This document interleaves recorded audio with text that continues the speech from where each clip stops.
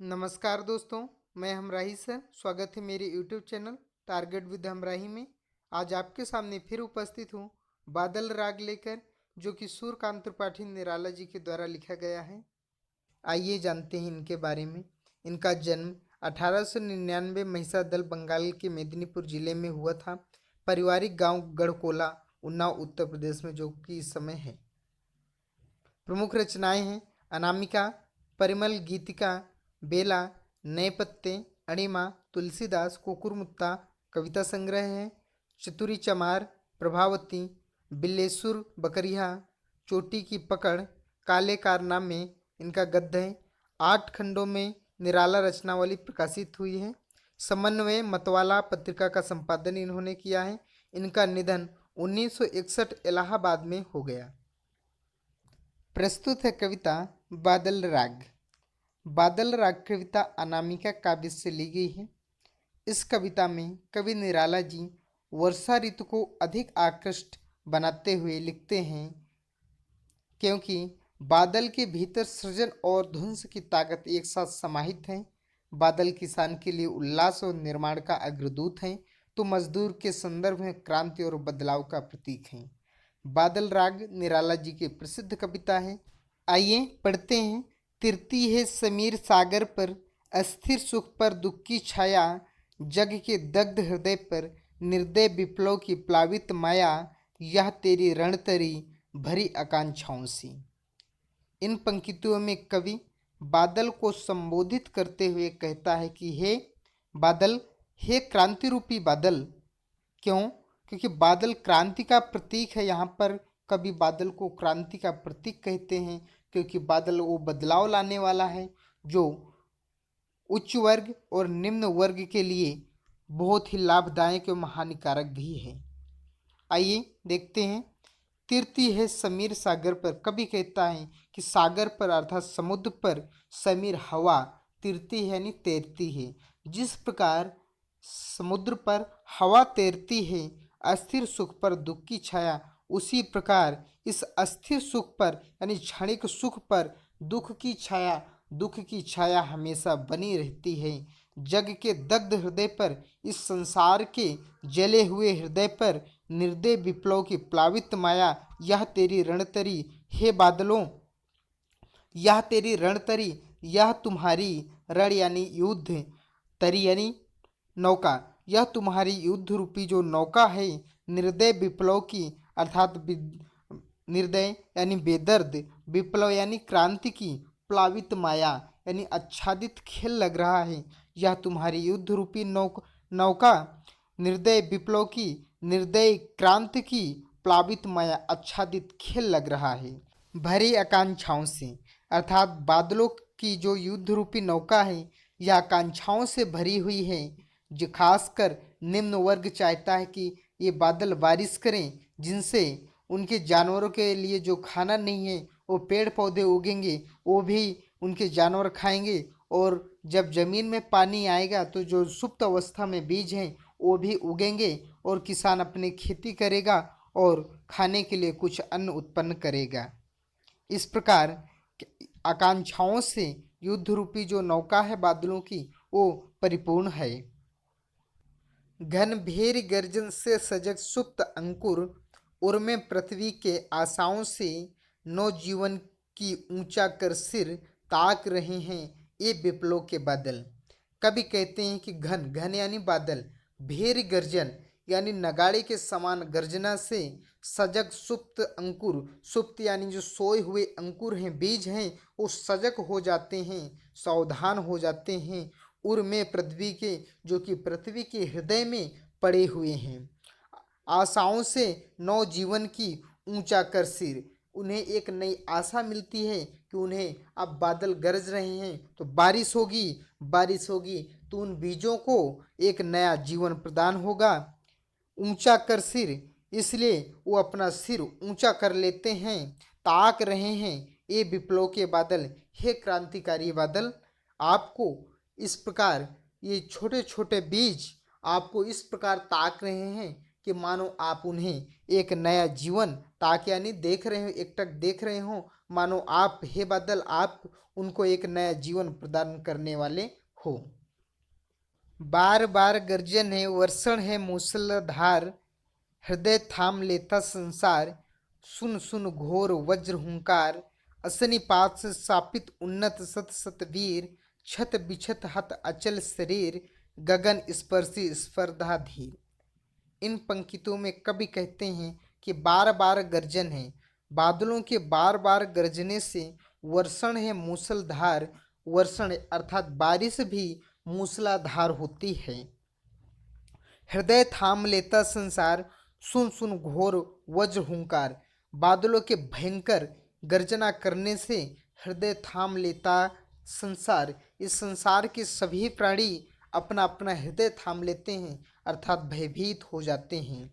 असनिपात से सापित उन्नत सत सतवीर, जिस प्रकार बिजली के गिरने से सापित अर्थात मृत्यु को प्राप्त हो जाते हैं उन्नत यानी बड़े बड़े सत सतवीर, सैकड़ों सैकड़ों योद्धा बिजली के गिरने से मृत्यु को प्राप्त हो जाते हैं, छत बिछत हत अचल शरीर, गगन स्पर्शी स्पर्धा धीर, गगन स्पर्शी स्पर्धा धीर अर्थात आकाश को छूने की जो होड़ लगी हुई है, अर्थात आकाश को छूने वाले जो आपके बड़े बड़े पहाड़ हैं, वह पर्वत हैं आपके, छत बिछत हत अचल शरीर, बिजली गिरने से ये भी क्या हो जाते हैं, बिखर जाते हैं। अर्थात दूसरे शब्दों में कवि कहना चाहता है कि बड़े लोग या पूंजीपति जो हैं वही क्रांति से, इस प्रकार की क्रांति से प्रभावित होते हैं। इसके विपरीत जो छोटे लोग हैं, निम्न वर्ग है, वो इस क्रांति से खुशी होते हैं क्योंकि उनका कुछ भी ऐसी चीज़ नहीं है जो नुकसान हो सके। हंसते हैं छोटे पौधे लघुभार, सस्य अपार, हिल हिल खिल खिल, हाथ हिलाते तुझे बुलाते, विप्लव रौ से ही छोटे हैं शोभा पाते।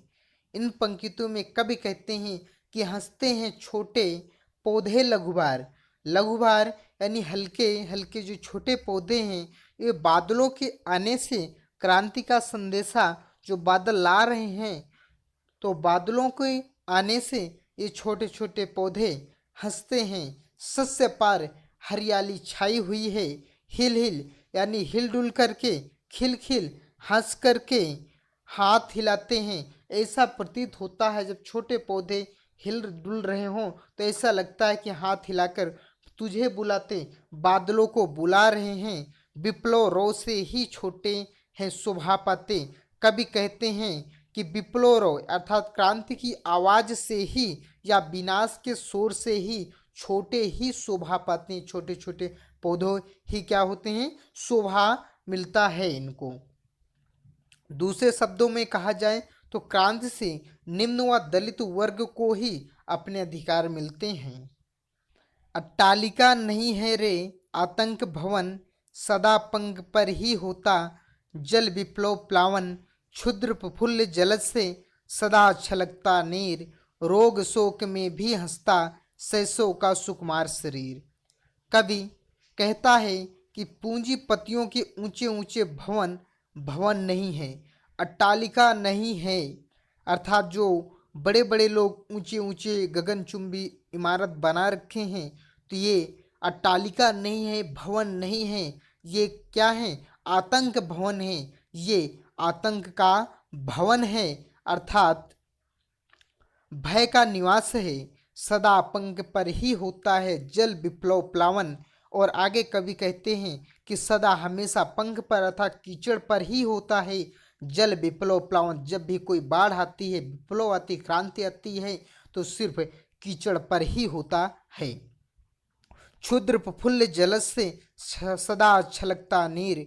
कवि कहते हैं कि क्षुद्र प्रफुल्ल अर्थात क्षुद्र यानी तुच्छ, प्रफुल्ल यानी खुशी खिला हुआ प्रसन्न, जलस से अर्थात तुच्छ जलस से खुशी के साथ खिला हुआ जो कमल का फूल है, जलज यानी कमल का फूल है, सदा छलकता नीर, इससे हमेशा पानी छलकता रहता है, अर्थात पानी डालोगे भी कमल के फूल में तो उस पर पानी नहीं लगता।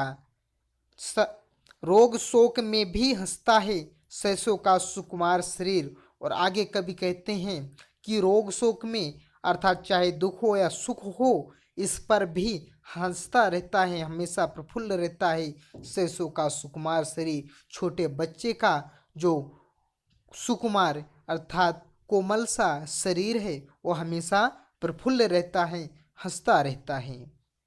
रुद्ध कोष से क्षुब्ध तोष है, अंगना अंग से लिपटे भी, आतंक अंक पर कांप रहे हैं, धनी वज्र गर्जन से बादल त्रस्त नयन मुख ढांप रहे हैं। कवि इन पंक्तियों में कहते हैं कि जो गरीब है, निम्न वर्ग है, उनका जो कोष है, जो खजाना है, वो क्या है? रुद्ध है, यानी खाली पड़ा हुआ है। जो उनमें शांति है वो कैसी है? क्षुब्ध है, वो क्रोधित शांति है, अर्थात जो शांति का प्रतीक है उनमें वो क्रोध है। अंगना अंग से लिपटे भी, वहीं पर जो धनी वर्ग के लोग हैं, धनी व्यक्ति हैं, वो अंगना अंग से लिपटे भी, अंगना अर्थात अपने प्रियतमा के अंग यानी शरीर से लिपटे हुए हैं, फिर भी आतंक अंक पर कांप रहे हैं। आतंक के इन बादलों के भयंकर गर्जन के कारण वो अपने घर पर भी क्या कर रहे हैं? कांप रहे हैं, अर्थात भयभीत हो रहे हैं, डर रहे हैं। धनी वज्र गर्जन से बादल त्रस्त नयन मुख ढांप रहे हैं। कवि कहते हैं कि जो धनी वर्ग है वो वज्र गर्जन से बादलों की ये भयंकर वज्र के समान गर्जना से त्रस्त नयन होकर, त्रस्त यानी भयभीत होकर के नयन मुख ढांप रहे हैं, अपने हाथों से अपने मुख को ढक रहे हैं। जीर्ण बाहु है शीर्ण शरीर, तुझे बुलाता कृषक धीर, हे विप्लव के वीर, चूस लिया है उसका सार, हाड़ मात्र ही है आधार, ए जीवन के पारावार। जीर्ण बाहु है, यहाँ पर कवि कहता है कि जो निम्न वर्ग है वो बादलों का इस प्रकार आवाहन करता है। देखिए कि जो उच्च वर्ग है उन्होंने निम्न वर्ग का बहुत ही शोषण किया है, उनकी स्थितियां देखें, परिस्थितियां किस प्रकार हैं, ये भी दर्शाया है। जीर्ण बाहु है कि उनके शोषण की वजह से, जीर्ण बाहु है जो उनकी भुजाएं हैं वो शिथिल हो चुकी हैं, है शीर्ण शरीर, और जो शरीर है उनका वो शीर्ण हो चुका है, अर्थात कमजोर हो चुका है। तुझे बुलाता कृषक धीर, ए विप्लव के वीर, हे क्रांति के योद्धा, अर्थात हे क्रांतिकारी बादल, तुझे बुलाता कृषक धीर, ये किसान तुमको अधीर होकर, व्याकुल होकर के बुला रहा है। चूस लिया है जिसका सार, जो ये उच्च वर्ग थे इन्होंने इतना शोषण किया कि चूस लिया है उसका सार, उन गरीबों का, किसानों का, उनके प्राण ही ले लिए हैं, सारा अर्थात प्राण ही चूस लिया है, ले लिया है। हाड़ मात्र ही है आधार, अब जो दिखाई दे रहा है उनके शरीर में वो हड्डियों का ढांचा ही नजर आता है। ये जीवन के पारावार, हे जीवन के दाता, तुम, अब ये तुम्हारे ऊपर ही है कि तुम बरसकर किसानों की गरीबी दूर करो, क्रांति करके शोषण समाप्त करो। धन्यवाद दोस्तों, इस प्रकार आपका पाठ पूरा हुआ। वीडियो अच्छी लगी हो तो लाइक शेयर सब्सक्राइब करना ना भूलना।